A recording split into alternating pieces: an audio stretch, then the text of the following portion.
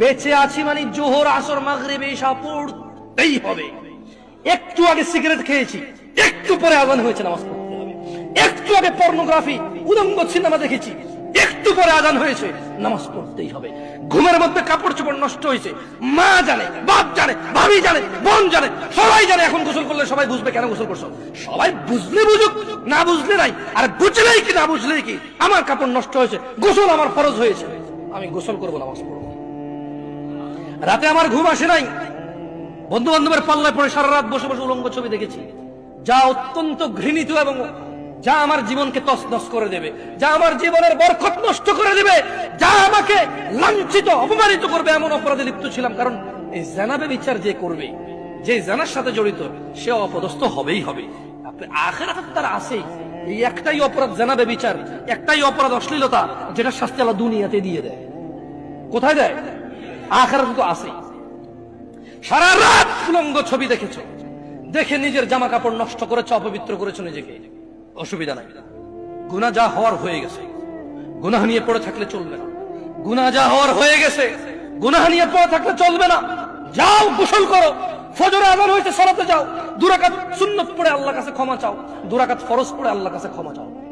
আর দেখবা না, প্রতিজ্ঞা করো। আবার দেখে ফেলেছো, অসুবিধা নাই, জোহরে আযান হয়েছে, যাও মসজিদে, যাও গোসল করে 2 রাকাত নামাজ পড়ো, আল্লাহর কাছে ক্ষমা চাও, প্রতিজ্ঞা করো, আর দেখবা না। আবার দেখে ফেলেছো, অসুবিধা নাই, পরের ওয়াক্ত আযান হয়েছে, যাও মসজিদে যাও।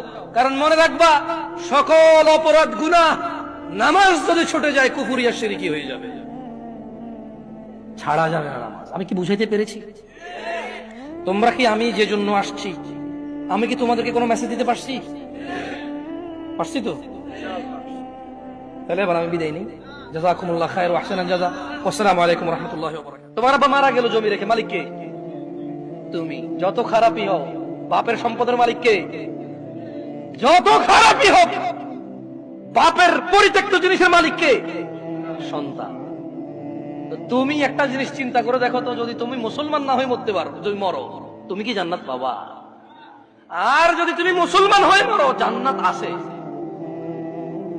মুসলমান হয়ে মরলে জান্নাত কি? যেমন তোমার বাপ তোমাকে ঘরে জায়গা দিবে না বলে, তুমি জেঠার ঘরে, চাচার ঘরে যে আধা ঘন্টা, 1 ঘন্টা, 2 ঘন্টা থাকো, নানার বাড়ি যদি 2 দিন বেড়াও, তোমার মা আয়েশা দিয়ে যায়, খালা আয়েশা দিয়ে যায়, থাক করে মারিয়েন না, আর করবে না। জায়গা শেষ পর্যন্ত কোথায় হয়? ঘরে হয়। ওকে, তোমার মা বলছে তুই আজকে ঘরে, তোর খবর আছে। তোমার বয়স তখন মাত্র 11 বছর বা 12 বছর। তুমি এখন এত শিয়ানা হও নাই, এত শক্তিশালী হও নাই যে মাকে ধমক দাও। মাত্র তোমার বয়স 11-12 বছর। কোন একটা অন্যায় করেছো, তোমার মা বলছে তুই আজকে ঘরে আয়। তুমি কি করছো? এসার পর